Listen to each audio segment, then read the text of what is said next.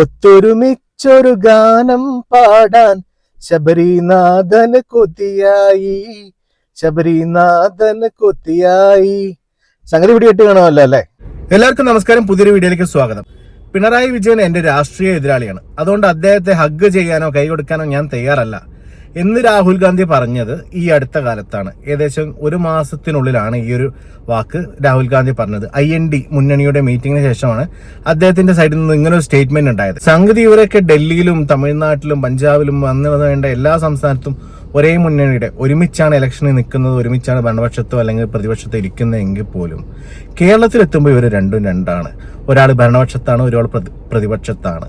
അതുകൊണ്ട് തന്നെ രണ്ടുപേരും രാഷ്ട്രീയ എതിരാളികളായിട്ടാണ് പരസ്പരം കണക്കാക്കുന്നത്. അതുകൊണ്ട് തന്നെ കേരളത്തിലെത്തുമ്പോൾ രാഹുൽ ഗാന്ധിക്ക് പിണറായി വിജയൻ രാഷ്ട്രീയ എതിരാളി തന്നെയാണ്. രാഹുൽ ഗാന്ധിയുടെ ഈ ഒരു നിലപാട് തിരുവനന്തപുരം കോർപ്പറേഷന്റെ കാര്യത്തിലെത്തിയപ്പോൾ നമ്മുടെ കവടിയാറിലെ കൗൺസിലർ ശബരിനാഥൻ അദ്ദേഹം അത് മറന്നു. അദ്ദേഹം BJPനെ എങ്ങനെയെങ്കിലും പുറത്താക്കി അടങ്ങുള്ളൂ എന്നുള്ള വാശിയിലാണ്. അതിനായിട്ട് CPMന് കൈകൊടുക്കാനും CPMന്റെ തോളത്ത് കൈയിടാൻ വരെ ശബരിനാഥൻ തയ്യാറാണ്. ശബരിനാഥന് മാത്രമല്ല, ആദ്യം നമ്മുടെ ശിവൻകുട്ടി അണ്ണനും താല്പര്യം ഉണ്ടായിരുന്നു കോൺഗ്രസിനായിട്ട് കൈ കൊടുക്കാൻ. കാരണം രണ്ടുപേരും പൊതു രാഷ്ട്രീയ എതിരാളിയാണല്ലോ BJP തിരുവനന്തപുരത്ത് വരുമ്പോൾ. CPMന് 29 സീറ്റ് ഉണ്ട്, കോൺഗ്രസിനാകട്ടെ 20 സീറ്റ് ഉണ്ട്. ഈ 20 സീറ്റ് വെച്ചിട്ടാണ് കോൺഗ്രസ് അവിശ്വാസ പ്രമേയം. ശബരിനാഥൻ കട്ട കോൺഫിഡന്റിലാണ് 20 സീറ്റും CPMകാർ സഹായിച്ചാൽ BJPനെ ഞങ്ങൾക്ക് പുറത്താക്കാം, വീണ്ടും 5 കൊല്ലം CPMനെ ഭരിച്ചോട്ടെ എന്നാണ് ശബരിനാഥന്റെ ഒരു തീരുമാനം ഉണ്ടായിരുന്നത്. ശിവൻകുട്ടനെ ഞാൻ നേരത്തെ പറഞ്ഞ പോലെ താല്പര്യം ഉണ്ടായിരുന്നെങ്കിൽ ഓൾറെഡി കുറെ ചീത്തപ്പേര് CPMനുണ്ട്. പല കാര്യങ്ങൾ, EDന്റെ കാര്യങ്ങളിലായാലും കോർപ്പറേഷനിൽ കയറി ഗുണ്ടായിസം കാണിച്ചായാലും. ഇനിയിപ്പോൾ അതിന്റെ കൂടെ ഈ കോൺഗ്രസിനായിട്ട് കൈകോർത്തു എന്നുള്ളൊരു ചീത്തപ്പേരും കൂടി വരണ്ട ചെയ്തിട്ടാവും. അവരിന്ന് രാവിലെ ഒരു സ്റ്റേറ്റ്മെന്റ് ഇറക്കിയിട്ടുണ്ടായിരുന്നു, ഞങ്ങൾ എന്തായാലും CPMനെ കോൺഗ്രസിനായിട്ട് കൈകോർക്കുന്നില്ല, കോൺഗ്രസ് കാണിച്ച അവരുടെ രീതിക്ക് അവിശ്വാസ പ്രമേയം കൊണ്ടുപോയിക്കോട്ടെ എന്ന്. നമുക്ക് എന്തായാലും ശബരിനാഥന്റെ ഈ ഒരു വിഷയത്തെക്കുറിച്ചുള്ള റിപ്ലൈ, അദ്ദേഹത്തിന്റെ റെസ്പോൺസ് എന്താ നമുക്ക് നോക്കാം. ആയിട്ട് നിൽക്കുകയാണെങ്കിൽ ചർച്ചകൾ സഭയുടെ കൗൺസിലിന്റെ നടുത്തളത്തിൽ ഉണ്ടാകണം. അതിനാണ് UDF ഒന്നുചേരാൻ ചോദിക്കുന്നത്. അതിന് ഒന്നുചേരുന്നതിൽ കുഴപ്പമൊന്നുമില്ല. ആ ചർച്ച കഴിഞ്ഞ് നിങ്ങൾക്ക് ഇഷ്ടമുള്ള രീതി വോട്ട് ചെയ്തോളൂ, ഇറങ്ങിപ്പോയിക്കോളൂ. നമ്മൾ ആരും അവരോട് വന്ന് മറിച്ചിട്ട് ഭരിക്കണമെന്ന് പറയുന്നില്ല. നിങ്ങൾ ചർച്ച നടത്തൂ. ചർച്ച കഴിഞ്ഞ് വോട്ടിംഗ് വരുമ്പോൾ ഇഷ്ടമുള്ള കാര്യം ചെയ്യാമല്ലോ. ഇല്ല, നമുക്കിപ്പം അധികാരത്തിന്റെ അപകർഷണം വേണമെന്നുള്ള ഒരു താല്പര്യവും UDFനില്ല. നമ്മൾ കേരളം ഭരിക്കുന്നുണ്ട്. തിരുവനന്തപുരത്ത് കുറെ കാര്യങ്ങൾ അതിന്റെ ഭാഗമായി ചെയ്യുവാനുള്ള ശ്രമത്തിലാണ്. ഒരു ക്രിയേറ്റീവായിട്ടുള്ള ഒരു ക്രിയാത്മകമായിട്ടുള്ള പ്രതിപക്ഷമായി പോകാനാണ് UDF ആഗ്രഹിക്കുന്നത്. അപ്പോൾ അതിനുമായി നമ്മൾ ശക്തമായി മുന്നോട്ട് പോവുകയാണ്.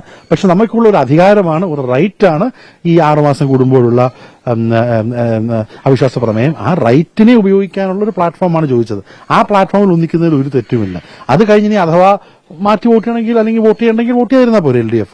ശബരിനാഥൻ കൊടുത്ത ഓഫർ LDF നിരസിച്ചപ്പോൾ തന്നെ അദ്ദേഹം അതിന് വേറൊരു ഡയമെൻഷനായിട്ട് വന്നിട്ടുണ്ട്. അതായത് LDFന് ബഹളം വെക്കാൻ മാത്രമേ താല്പര്യമുള്ളൂ, അവരും BJPന്റെ ഫ്രണ്ട്സാണ്, BJP അവർ ഒറ്റക്കെട്ടായിട്ടാണ് നിൽക്കുന്നത് എന്നുള്ളത്. എന്താ ചെയ്യുക ശബരിനാഥ? പിന്നെ എനിക്ക് പല കാര്യങ്ങളും സംശയമുള്ളത്, LDFും BJPയും തമ്മിലുള്ള ഒരു അണ്ടർസ്റ്റാൻഡിംഗ് തിരുവനന്തപുരത്ത് ഉണ്ടെന്നുള്ളത് എല്ലാവർക്കും അറിയാം. അതിന് ഏറ്റവും വലിയ ഉദാഹരണമാണ് ഈ സുഗതന്റെ അറസ്റ്റ് തന്നെ. ഏപ്രിൽ 27 കോർപ്പറേഷൻ നടക്കുമ്പോൾ LDF ഭരിക്കുന്ന സമയമാണ്. അന്ന് ഇടതുപക്ഷ നേതാക്കൾ സുഗതൻ വന്നില്ല എന്ന് പറയുമ്പോഴും ആബ്സ്കോണ്ടിംഗ് ആയിരുന്ന, പിടിവിട്ടാപ്പുള്ളിയായിരുന്ന സുഗതൻ അന്ന് വന്ന് കോർപ്പറേഷനിൽ ഒപ്പിട്ട് പോയിട്ടുണ്ടെങ്കിൽ അത് LDFന്റെ പിണറായി വിജയന്റെ പോലീസിന്റെ അനാസ്ഥയാണ്. അത് കഴിഞ്ഞ് UDF അധികാരത്തിൽ വന്നപ്പോൾ അറസ്റ്റ് ചെയ്യുകയും ചെയ്തു. രമേശ് ചെന്നിത്തലയുടെ ഓഫീസും ഹോം സെക്രട്ടറിയും ചേർന്ന് കാപ്പ ചുമത്തുകയും ചെയ്തു. അപ്പൊ സുഗതനെ അറസ്റ്റ് ചെയ്തതും കാപ്പ ചുമത്തിയതും ഒന്ന് കോൺഗ്രസ് ആണ്. LDF ഭരിക്കുമ്പോൾ സുഗതൻ ഇവിടെ ഒളിവിലാന്ന് പറയുമ്പോഴും ഇവിടെ എല്ലായിടത്തും പോയി വോട്ട് ചെയ്യുകയും സമരം ചെയ്യുകയും ചെയ്തു. അപ്പോൾ ആരാണ് സുഗതൻ അങ്ങനെ എല്ലായിടത്തും പോകാനും സ്വച്ഛന്തം വിഹരിക്കുവാനുള്ള അവസരം കൊടുത്തത്? അത് LDF ആണ്. സംഗതി ഇതൊക്കെയാണ്. ചില ഇടതും വലതും അങ്ങോട്ടും ഇങ്ങോട്ടും കൈ കൊടുക്കാൻ നിൽക്കുന്നുണ്ടെങ്കിൽ അവർ തമ്മിൽ അലയൻസ് ഉണ്ടെങ്കിലും ഇല്ലെങ്കിലും നമ്മുടെ തിരുവനന്തപുരം മേയർ VV രാജേഷ് അദ്ദേഹം കട്ട കോൺഫിഡന്റിലാണ്. അദ്ദേഹം പറയുന്നത് എന്താന്ന് വെച്ച് കഴിഞ്ഞാൽ, ഒന്നല്ല 10 അവിശ്വാസ പ്രമേയം വന്നോട്ടെ, പക്ഷെ ഞങ്ങളിവിടെ കാലാവധി പൂർത്തിയാക്കുകയും ചെയ്യും. ഞങ്ങൾ തെരഞ്ഞെടുപ്പ് പത്രികയിൽ പറഞ്ഞ കാര്യങ്ങളെല്ലാം ഞങ്ങൾ 5 കൊല്ലത്തിനുള്ളിൽ ഞങ്ങൾ പൂർത്തീകരിക്കുകയും ചെയ്യുന്നുള്ളൂ എന്നാണ് അദ്ദേഹത്തിന്റെ ഇന്നത്തെ മീറ്റിംഗിന്റെ കുറച്ച് ഭാഗങ്ങളൂടെ നമുക്കൊന്ന് കാണാം. ഈ അവിശ്വാസം കൊണ്ടുവന്നു കഴിഞ്ഞാൽ അവിശ്വാസം പാസ്സാൻ പോകുന്നില്ല, അവിശ്വാസം പാസ്സാവുകയും പോകുന്നില്ല, കേരളം മുഴുവൻ നാണം കെടാൻ പോകുന്നു. ബഹുമാനപ്പെട്ട ശ്രീ പിണറായി വിജയൻ പ്രതിപക്ഷ നേതൃസ്ഥാനത്ത് നിന്ന് മാറിയിട്ട് അവിടെ BB ഗോകുമാറിനെ ഇരുത്തണം. സ്വാഭാവികമല്ലേ? ഇവരൊന്നായി കഴിഞ്ഞാൽ അദ്ദേഹം പ്രതിപക്ഷ സ്ഥാനത്ത് മാറിയിട്ട് അവിടെ B Gopakumar MLA, Chathannoor MLA, ഞങ്ങളുടെ പാർലമെന്ററി പാർട്ടി നേതാവായിരിക്കും അവിടുത്തെ പ്രതിപക്ഷ നേതാവായി വരാൻ പോകുന്നത്. ഞാൻ ഒരു കാര്യം പറയാം, CPM-നെ സഹായിക്കുവാനാണ് ഇനിയെങ്കിലും കോൺഗ്രസ് മുന്നോട്ട് പോകുന്നത് എന്നുണ്ടെങ്കിൽ ജനങ്ങൾ അതിന് മറുപടി പറയും. ഞങ്ങൾ ഏത് തരത്തിലുള്ള ജനങ്ങൾക്ക് വേണ്ടി ജനങ്ങളുടെ ഇടയിൽ പ്രവർത്തിക്കുകയാണ്. ഞങ്ങൾ ശക്തമായിട്ട് മുന്നോട്ട് പോകും. ഈ ഭരണസമിതി അധികാരത്തിലേറിയിട്ട് ഇപ്പോൾ ഈ പത്രസമ്മേളനം നടത്തുന്ന സമയത്ത് തന്നെ ജനപിന്തുണ ഓരോ ദിവസവും കൂടിയിട്ടേ ഉള്ളൂ. ഞങ്ങൾ മനുഷ്യരാണ്. അല്ലെങ്കിലും കൈപ്പത്തിക്കുള്ളിലാണല്ലോ ഈ അരിവാൾ ചുറ്റിയ നക്ഷത്രമെല്ലാം പിടിക്കേണ്ടത്. എങ്ങനെയായാലും അങ്ങനെ തന്നെ വരുള്ളൂ. ശബരിനാഥൻ ഗതി ഉണ്ടാവും. എന്തായാലും മറ്റുള്ള സംസ്ഥാനങ്ങളിലൊക്കെ ഞങ്ങൾ എന്തായാലും ഒരുമിച്ചാണ് നടക്കുന്നത്, ഒരേ പാത്രത്തിൽ നിന്നാണ് ചോറുണ്ണുന്നത്, ഒരേ കുപ്പായമാണ് ഞങ്ങൾ ഇടുന്നത്. എന്നാൽ പിന്നെ കേരളത്തിൽ എന്തുകൊണ്ട് അത് ആയിക്കൂടാന്നുള്ളത് ആ ശബരിനാഥനെ കുറ്റം പറയാൻ പറ്റില്ല. പക്ഷേ ഈ ഒരു കൈ കൊടുക്കാന്നുള്ള ഒരു സംഗതിക്ക് രാഹുൽ ഗാന്ധി ഓൾറെഡി പറഞ്ഞിട്ടുണ്ട് പിണറായി വിജയൻ എന്റെ രാഷ്ട്രീയ ശത്രുവാണെന്നുള്ളത്.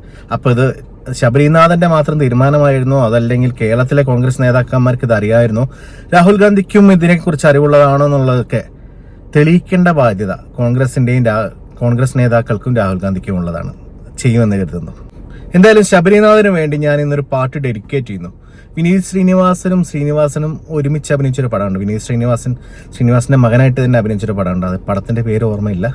അതിലൊരു പാട്ടുണ്ട്, ഒത്തൊരുമിച്ചൊരു ഗാനം പാടാൻ മൊത്തം പേർക്കും കൊതിയായി. ഈ പാട്ട് ഞാൻ ശബരിനാഥന് വേണ്ടി മാത്രം ഡെഡിക്കേറ്റ് ചെയ്യുന്നു. ഈ ഒരു വിഷയത്തിൽ നിങ്ങളുടെ അഭിപ്രായം എന്താണെന്ന് അറിയാൻ എനിക്ക് താല്പര്യമുണ്ട്. സോ ദയവായി നിങ്ങളുടെ അഭിപ്രായം ഇതിന്റെ താഴെ കമന്റുകളായി ചേർക്കണമെന്ന് ഞാൻ അഭ്യർത്ഥിക്കുന്നു.